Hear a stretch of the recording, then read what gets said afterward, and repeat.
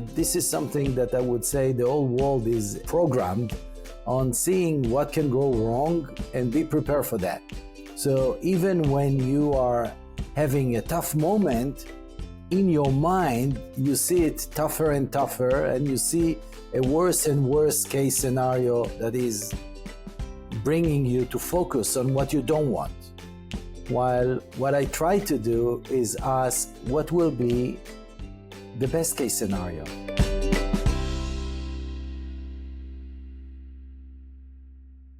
Today, I'm thrilled to have Doron Libshtein with me. Doron is a world-renowned self-development mentor, author, strategic entrepreneur in personal growth and internet.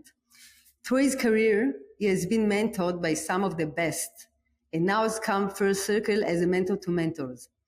He has worked closely with top luminaries like Deepak Chopra, Byron Katie, Robin Sharma, Tim Kelly, Marissa Wider, and much more. So today we will speak about personal growth, handling these challenging times, and much more. So stay with us. Doron, I'm happy to have you here with me. Thank you for joining. Of course. Thank you for having me. So Doron, I love to start with a personal question. So I know that you've collaborated with the influential, as I said right now, like Deepak Chopra, Eckhart Tolle, and much more. And I want to ask you if was there a specific moment or insight from those experiences that profoundly changed your perspective and influenced your path? Wow. Probably there are many moments, but one of the moments that I remember right now was with Byron Katie when I visit her house in Ohio, and she sat beside me, she cried, and she told me, I waited for you all my life. You are the one. You are the one that will bring my methods and my books to millions around the world. And that was a very profound moment. My course is called You Are the One. And it was an amazing meeting that changed my life. Amazing. Actually, to be honest, I wanted you to share this story because you shared it with me before and it came to my mind before we started. But in what way did it change your life? Why was it such a pivotal moment for you? Yeah, immediately my reaction to her was, oh, no. I'm not the one. You are the one. Okay. You are the one that wrote the books. You are the one that created this method. And I will help you, but you will bring this method to millions around the world. And then she told me one sentence that will change my life. And the sentence was, Doron, everything happens for you, not to you. And from that moment, I started to share this message around the world, understanding that everything that will happen, I can be a victim and say that it happened to me and tell stories about it for the rest of my life, or take responsibility to find how it is serving me and how it will, turn out for me instead of to me. And that was a profound moment. That was a moment that changed my life and changed so many people's life because I shared this message with so many. Amazing. And as you said, you produced and facilitated a course called You Are the One, right?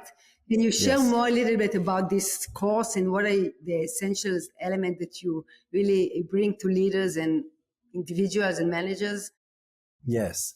The most important part is at the beginning, and it's understanding that we are not human doing, we are human being, and how to really live between the doing and the being and finding, the right method for us.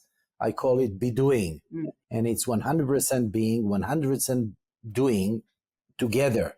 It's being in the flow. It's when you create something or you dance or you sing or you do what you love, you find yourself, completely in both doing and being. And this is the beginning. Then we understand how to collect all the parts within us into one to move forward with the best case scenario and not just the worst case scenario.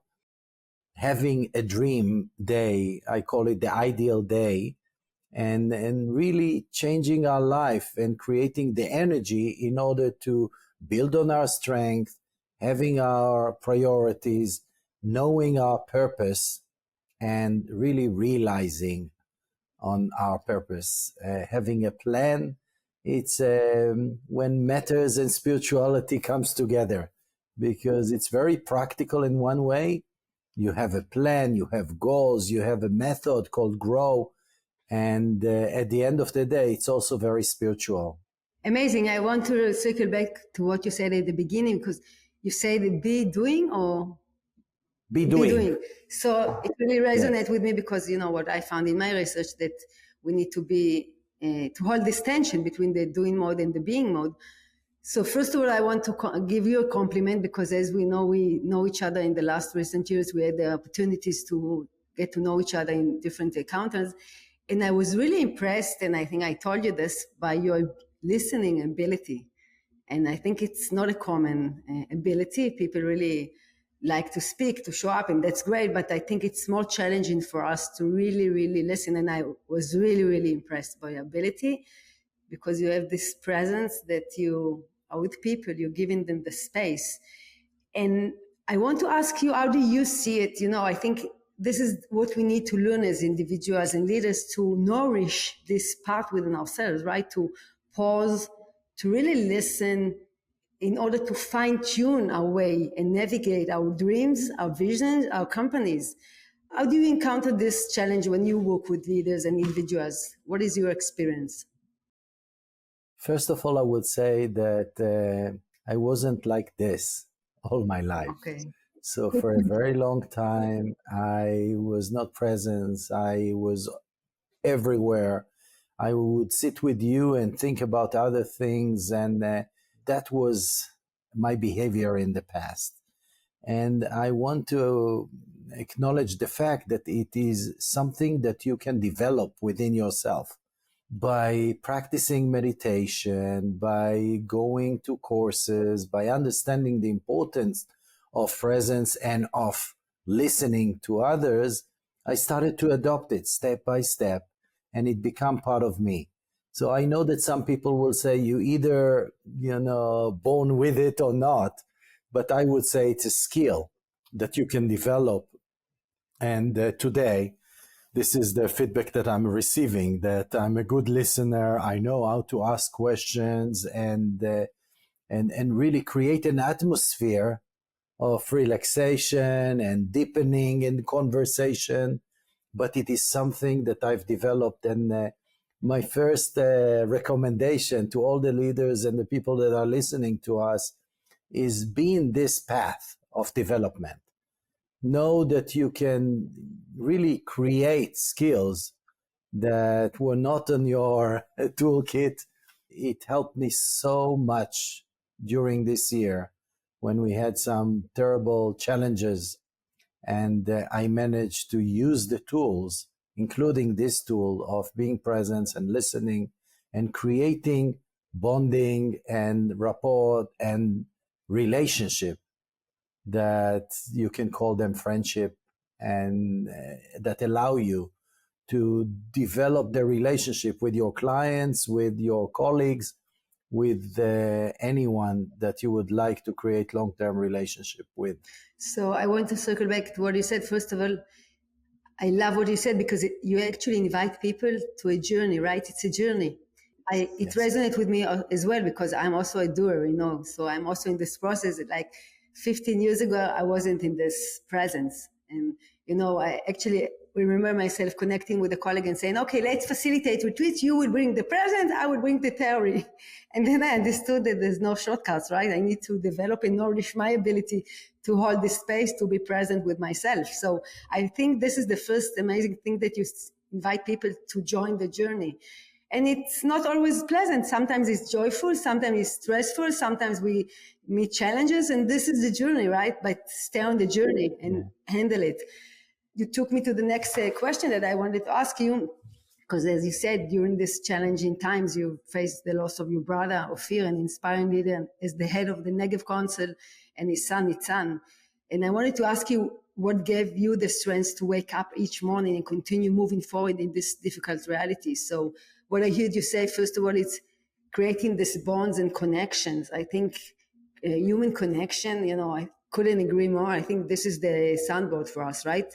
To when we don't have the courage and we don't have the energy to wake up in the morning, we can talk with a good friend and let him be with us and help us go through this day. So I really believe that connection and being with people, it's an essential ability, and we need to nourish it. And what are other things that helped you and you want to share with us? Yeah. The first and the most important thing is life is stronger than anything else.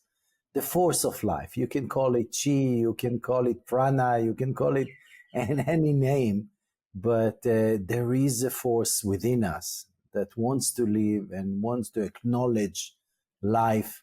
This is a power that I see also in the wife of my brother, Vered, who lost her son, her husband, her mother, and the son of her brother, nephew, all in one day.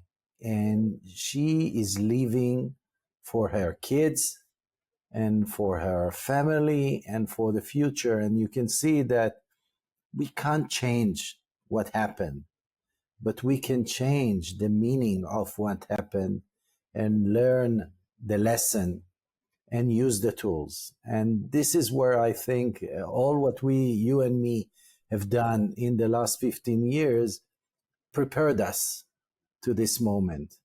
So I find a lot of meaning in this moment when I can help other people in Israel and all around the world with finding hope, with understanding what can help them during this time. And by doing what I do, teaching, speaking, and meeting people, I also help myself because, by giving, you receive meaning. I can share with you many tools, but the foundation of what helps me is giving right now, is talking about it. It is helping to solve I would say, trauma. Mm-hmm. Because when you share what happened, you understand how you can help others. And also, and this is my recommendation to anyone in my condition, and in Israel right now, we have almost the whole country in trauma, is be open and request for help, because we are all human. And in this moment, everyone that is listening to us is having at least one issue in his life. It will be in his parenthood or relationship or financials or health or business or career or anything. But we all have problems, issues, and the only question is, if we don't have the tools to deal with them, we don't have the resilience, we will, complain. We will feel victim. We will create a miserable life for ourselves and for the others. But if we have the tools, all the tools that you are teaching and all of our colleagues are bringing to the world, then this is an opportunity to use the tools, to practice them, to teach others to use the tools, and to, I would say, develop and grow because of the events that happen. We're going now worldwide. I think it's not only in Israel, we're facing it in different places in the world. So first of all, I want to only recap what you said. I think it's really important. For me, it's being a leader nowadays. It's actually serving others. But as you said, as we serve others, we get back, right? So it's giving and getting back, but serving and helping others to show up fully, to handle the struggles. And I think another thing it's important nowadays is to learn to be vulnerable and say, okay, I need help right now. I'm struggling, and it's okay. And it's okay to feel sadness, and it's okay to feel despair sometimes. But I think the most important thing is to be able to ask for help and find the right person that you feel comfortable sharing it with them. So maybe with one colleague you're not feeling comfortable, with other you do feel comfortable. So find the person that you feel comfortable. And we know what we are talking about, but I do want to ask you, what advice would you give a manager or executive that is supporting his employees that going through this struggle? Can be divorced, return into a workplace after military. What tools would you advise him? How would you advise him to act with this employee or manager in this challenging times? One or two, small baby steps that he can take from this conversation and implement, because I'm a practical woman, Yes, of course. The one thing that I love is the tool of Strengths Finder and Strengths Building, and strengthen your strength. Because in those tough moments when we feel that maybe our world is collapsing, we are losing, maybe the family, or maybe the career, or maybe some money, and it looks so bad. This is the time to really focus on what we do well, and to really work on the strengths instead of the weaknesses. It changed the whole energy. And as a manager, I tried to help my employees to see the good things that are happening while bad things are happening at the same time, and focus on what they want instead of what they don't want. So this is something that I would say the whole world is programmed on seeing what can go wrong and be prepared for that. So even when you are having a tough moment, in your mind, you see it tougher and tougher, and you see a worse and worse case scenario that is bringing you to focus on what you don't want. While what I try to do is ask, what will be the best case scenario?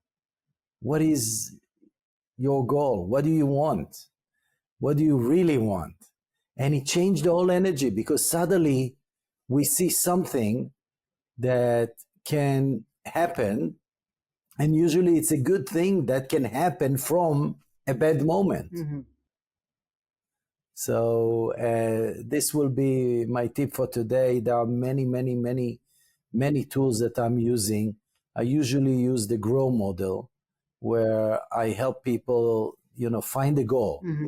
that will move them from this moment of freeze or feeling bad, understanding where they are, the reality, and then finding all the options and choosing what to do. And by moving step by step forward, everything changed.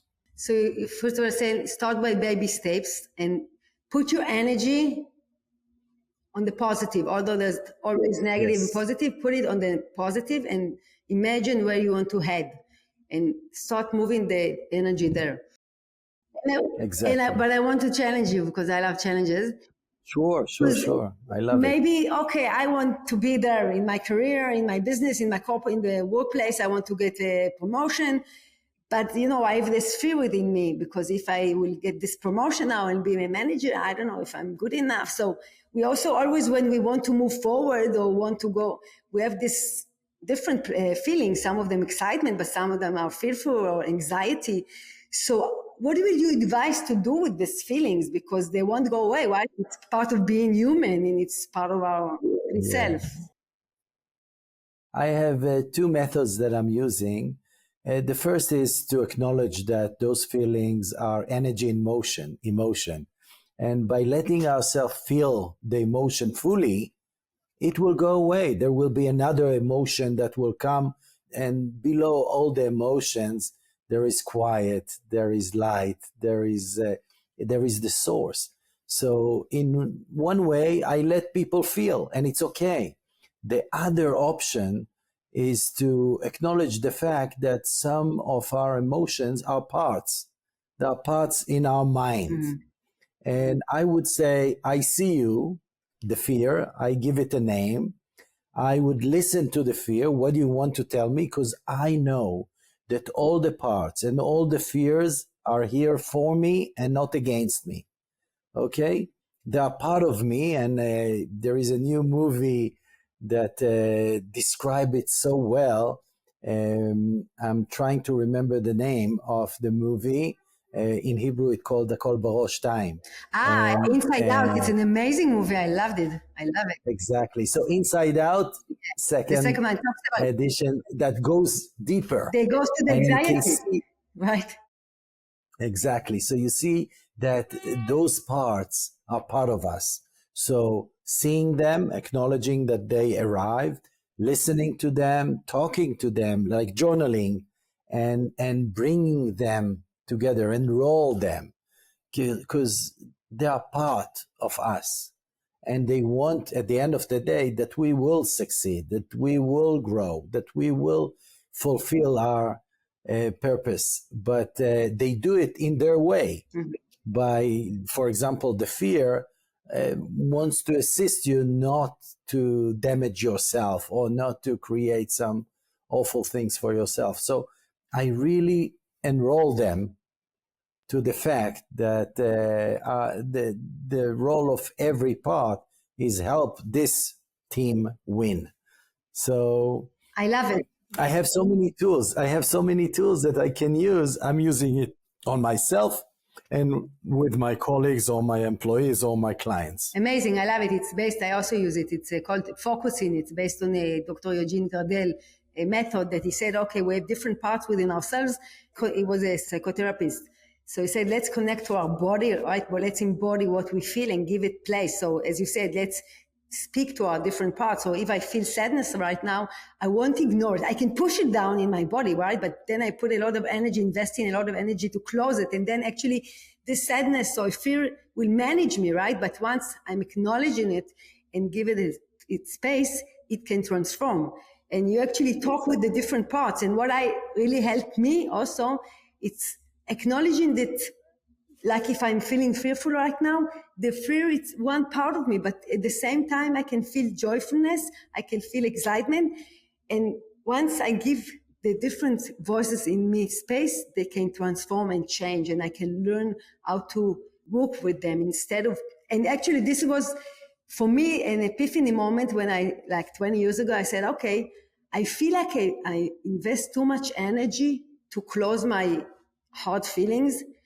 And it's a waste of energy because I can be much more creative and create much more creative things instead of putting so much energy, closing it in my body and handling it in my body compressed.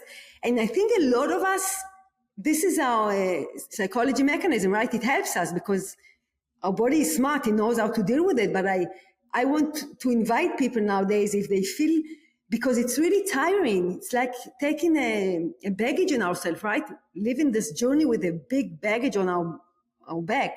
And once we open this bag and start seeing, okay, it's okay, I feel fear, and acknowledge and working with it, we can let go of stuff on our back, and it won't be so tiring, this journey. But we need to have the courage, right? Because I think it's a courage to say, okay, I accept to meet myself in different places, and sometimes it will be joyful, and sometimes it will be scary, and sometimes it will be whatever. And I think this is an important message, right, Doron, especially nowadays. Exactly. And acknowledging the fact that we are all one, that those parts are part of me, that I see them and I'm not trying to push them aside or not listening to them. The real development is accepting the fact that all those parts are part of us and they all want the best for us. So there is not an internal conflict or fight between the parts within us. There is a proper understanding that we are all part of the same family called me. And by talking to them, working with them, we become stronger. And as you said, you can see it within yourself, but also outside, in your family, in your organization, in your group, in your city, and understand that, the real essence of why we are here is not to fight and not to, look for the conflicts, but to solve the conflicts and understand that we are all one. Yeah. And from this space of all one, I think when someone challenges you, right, if you have a colleague that always pushes your buttons and you get angry when you see him, the invitation is actually to pause and look within myself and say, oh, ask myself, why do I get so stressful when I see this colleague of mine? And then I can figure out, maybe the way he talks to me makes me feel unpleasant. Maybe the timing, maybe we always find with other people and I don't feel comfortable. So then I can navigate it and work with it and say, okay, maybe I will invite him to a scheduled meeting. I will come more present, right? And I won't be so triggered, and I can achieve much more from this conversation. So actually, I think connecting to growth and spirituality is the ability to really look inside of us and give it meaning and choose what to do with it instead of being victimized and say, okay, always do it to me. I don't want to speak with them. So then we get ourselves stuck, right? In the business, in the corporate, in the day-to-day. I see you. Understanding that what I see in the other exists in me is very important. So all those other people that trigger me are opportunities for development, opportunities for growth, opportunities to become bigger. And this is why I encourage people to challenge me. And I see it as a development plan. And you have it everywhere if you're willing to develop, to grow, to understand that this is the real purpose of why we are here. That's amazing. I need to be honest and say that in the beginning of my career, like even not so long ago, like 10 years ago, I had a colleague of mine that was really criticized me, but actually really made me grow. But at the beginning, it was really tough on me because I took it personally. I didn't have enough self-esteem. So everything like really challenged me. So I think part of the process of growing process is actually connecting better to ourselves, increasing our self-esteem, being compassionate toward ourselves. And I think this is the most challenging part, right? Because we can be compassionate for others, but for ourselves, we're really tough on ourselves. So actually, what worked for me in this process, that as I grown and grow my present and my connection to myself and my strengths and my believing in myself, then I could switch this feedback to take it as an opportunity, as you're speaking right now. But I think in the beginning, it's really challenging for people, right? What do you think? Of course, I was not like that. Even 5 years ago, this is something that we develop and understand, because at the beginning, we don't want to acknowledge the fact that what we don't like in others exists in us. Mm-hmm. But everything outside of me is a mirror of something inside of me. And I wouldn't see it if it was not exist in me. Mm-hmm. And everything that happens is for me, this is how I take it. And it's a state of mind, opportunity for growth. And I choose, like you, to continue to develop myself all the time. I'm a student as I'm a teacher. We both went to Dr. Joe to learn about what's new in our industry. And we will continue to learn and to grow, because this is I would say, the idea of life. Yeah. And it's an opportunity for growth and for experiencing some challenges and using the tools that we have gathered all of our lives and really develop from it. Yeah. Actually increasing our presence, right? Really deepening our connection. And this is how I see myself every time I get to myself to another point and increasing and nourishing my present, because as I grow, my company grows, my business grows, my reality reflects what it is so tough to explain to others that when you are in the future worrying, it doesn't help. It's just move you out of presence, and also going to the past, because everything that you can do exists in the here and now. And this is what we do right now. And right now, even so, we are in war zone. There is terrible things happen around us in this moment between us. It's perfect. Yeah. So exactly. So also, again, this is what helps me to deal with these challenging times. It's actually increasing my practice, my present. I'm meditating much more every day, because these are my tools in order to be able to help others and to be there for others. So I think it's really important. And yes, and when we are in our wandering mind and thinking mind, we only increase the anxiety, right? Because we don't have control over what will be. We have only control of what is present right now. And this is the maximum that we can do, but it's so challenging because our our mind continuously working, right?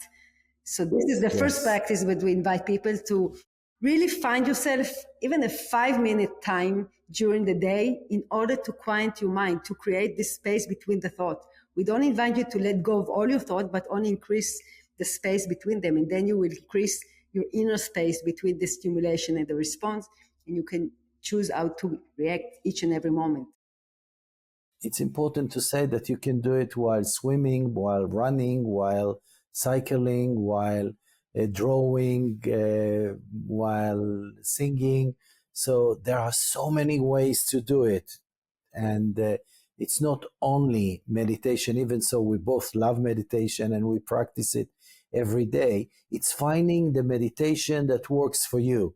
So many people told me, I've tried it, it doesn't work, it doesn't do well for me. And I will tell them, continue to try, because you will find the right method for you. And I want people to know that we all have some practice that works for us. And we just need to continue to search until we will find it, because it will change our lives for better. Couldn't agree more. You need to find your own tool that works for you, because each and every one of different tools. Maybe I need to be active while I'm meditating. Maybe I love dancing. Maybe I'm swimming. That's okay. There's different ways, as you said. Doron, exactly. We need to wrap up. But before we wrap up, I want to ask you if there are any question that I didn't ask you and you want to share with our listeners. So I think that the most important thing is to focus on what's happening right now. It's to take decisions that are so difficult because we are afraid to make mistakes, and tell ourselves the decision that I'm making is only for today. This is all I have today. We've seen that so many lives stop today, and therefore not making a decision is also a decision. So make it easier for yourself. And the question is that I will ask myself is, what do you do today to make this place a better day? And especially while living in a war zone. And the answer that I will give will be really communicate everything we've talked about today to as many people as possible in Israel and outside of Israel. I'm touring all around the world and spreading the message that we are all one, that love will heal us, and this is the tool instead of anything else that we've tried but doesn't work. Couldn't agree more, Doron. Thank you very much for your inspiring work you do in the world, especially, you walk the talk and you show what is to be a leader in this challenging time that you really had a big loss in your life, and you spreading love and giving people the strength. So it's really touching, and thank you very much for your presence and for sharing all your wisdom today with us. Thank you, and thank you for everything you do around the world. You are an amazing ambassador for Israel and for mindfulness. Thank you, Doron. Bye-bye. Hope you enjoyed the conversation. You're invited to subscribe to our podcast in order to know when we upload a new episode, and follow us on social media. Thank you for listening. Until next time, take care and bye-bye.